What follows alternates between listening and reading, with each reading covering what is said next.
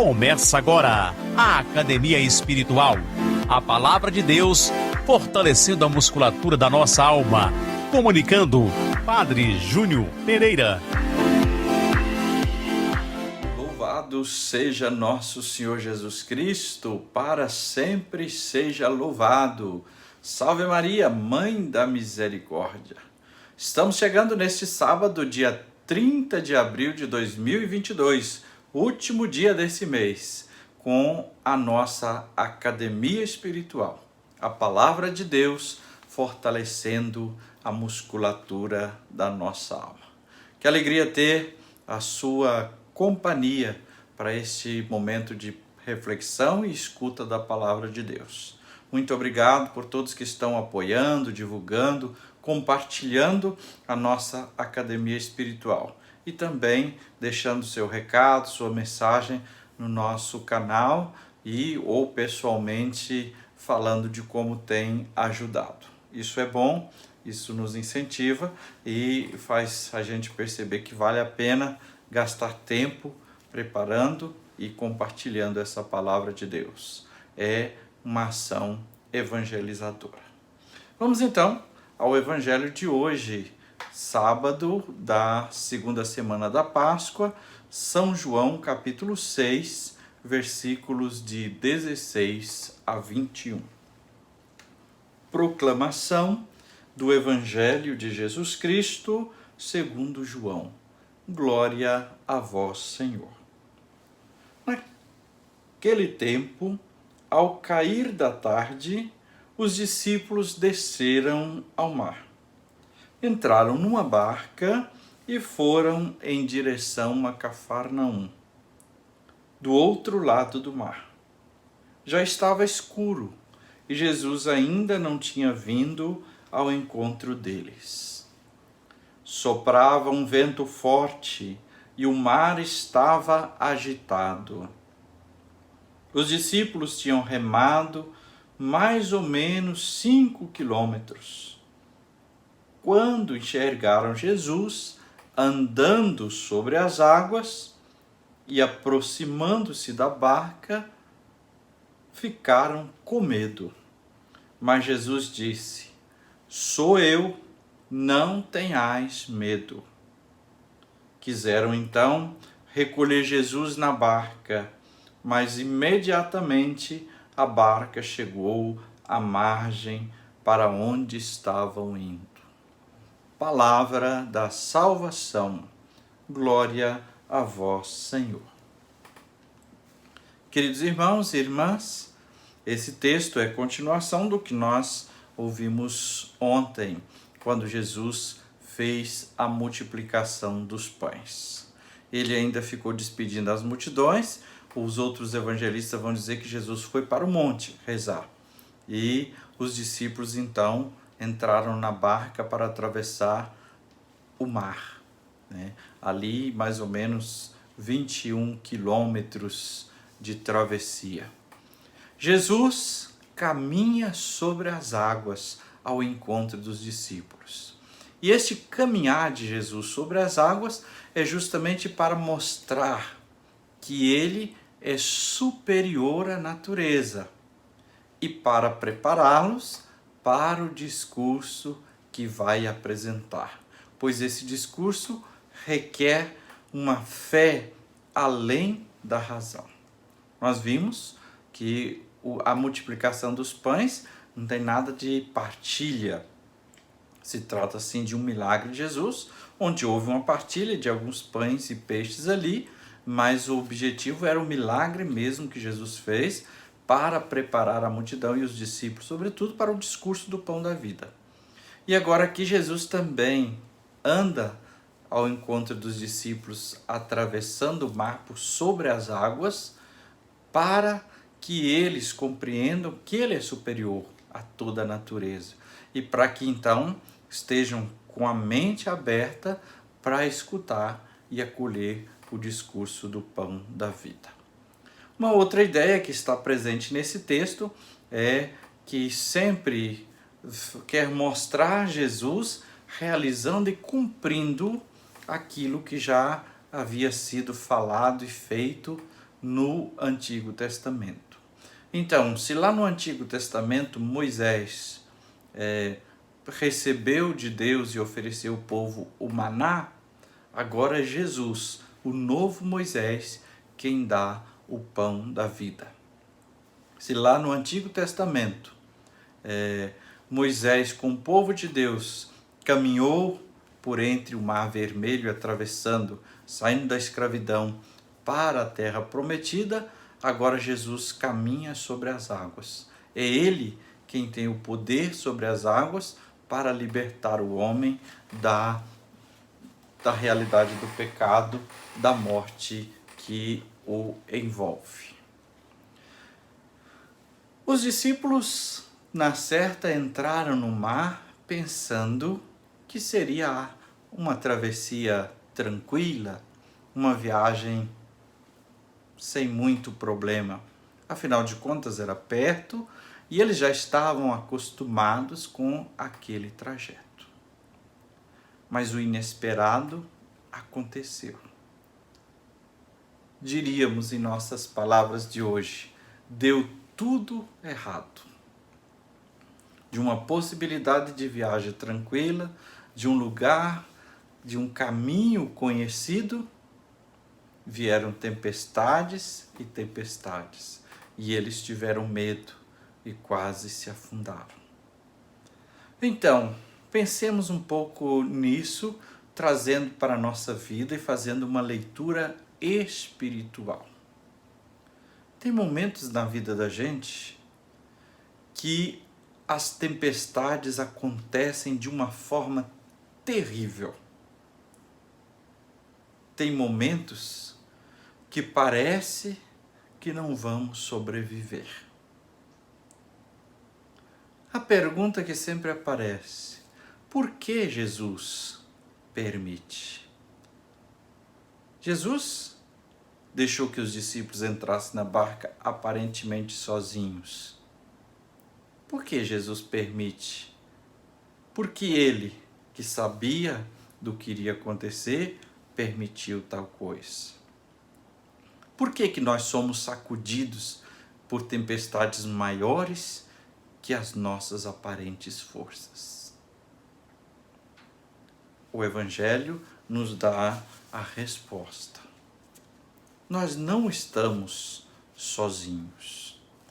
E as tempestades da vida não estão fora da providência divina. Isso não quer dizer que Jesus, que Deus planejou problemas para a nossa vida. Mas dos problemas e das tempestades que passamos, Deus não está alheio.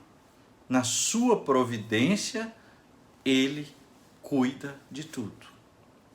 Esse Ele cuida de tudo também não pode significar de modo algum que então vamos cruzar os braços e deixar que Jesus chegue na hora que Ele chegar para resolver. Tem a nossa parte, tem a parte de Deus. Não significa que nós estamos num barco furado no mundo e Deus está indiferente. Jamais. As tempestades podem ser inesperadas para nós, mas para Deus tudo cabe dentro da sua onipotência e da sua providência. Mas nós continuamos reconhecendo, é difícil lidar com a demora de Deus. Como é difícil lidar com a demora de Deus? A gente não sabe, porque a gente quer uma solução, a gente quer resolver. Quantas pessoas nessa demora de Deus desanimam ou então vão buscar plano B, plano C, plano D, plano E, vão para o monte, vão para não sei aonde, porque Deus está demorando, então deixa eu resolver do meu jeito. Aprendamos com a tempestade e com Deus, que permite que as tempestades nos transformem, nos ensinem, nos encham de esperança. Parece que tudo estava fora do controle. Os discípulos estavam num caminho que conheciam. eram experientes no mar, mas tudo ficou sem controle. Aí também nós fazemos uma leitura espiritual. Quando Jesus está conosco, tudo é diferente. Agora, por que pareceu tudo sem controle? Era só porque parecia que Jesus não estava com eles? Não. Era porque o medo dos discípulos era um medo sem fundamento. Um medo sem fundamento. Eles acabaram de ver o milagre que Jesus realizara na multiplicação dos pães. E poxa vida, no primeiro impacto, eles já estão de novo perdidos e sem confiar em Deus. Eles já estão sem acreditar no poder de domínio de Deus. E Jesus permite e usa deste momento para fazer um ensinamento. Por isso Jesus vai ao encontro deles. Mas bem adiante, quando depois as horas já estão adiantadas. Por quê? Só para dizer que Deus demora? Não. Para mostrar também para a gente que a intervenção de Deus é na hora certa. Deus faz na hora certa. Mas Ele faz quando as forças humanas já não podem. Enquanto há possibilidade das forças humanas, é nós que devemos fazer. Deus não interfere toda hora no curso da natureza e da vida, onde nós podemos agir. Jesus vai ao encontro deles para mostrar, que quando não há mais a possibilidade humana, Deus vem ao nosso encontro. Isso que é um milagre. O milagre não é um jeitinho de Deus, não é um carinhozinho, uma bondadezinha de Deus para alguns que são especiais. É um sinal de que, para além da força humana, está o grande poder de Deus. O grande poder de Deus. Jesus vem ao nosso encontro na hora da tempestade. Ele não está distante de nós nas horas difíceis. Jesus vem ao nosso encontro quando os nossos recursos acabam. Quando nós não podemos mais fazer nada. Quando chega essa hora escura, das 3 horas da madrugada aqui no texto, é que os discípulos estão perdidos e só restava a morte. Não tinha mais o que fazer. Jesus vai ao encontro deles. E Jesus vai ao encontro deles caminhando sobre o mar. Inusitado isso, Mas é também um sinal de Jesus, de domínio, de poder e de que a gente tem que aprender a perceber como é que Deus vem até nós.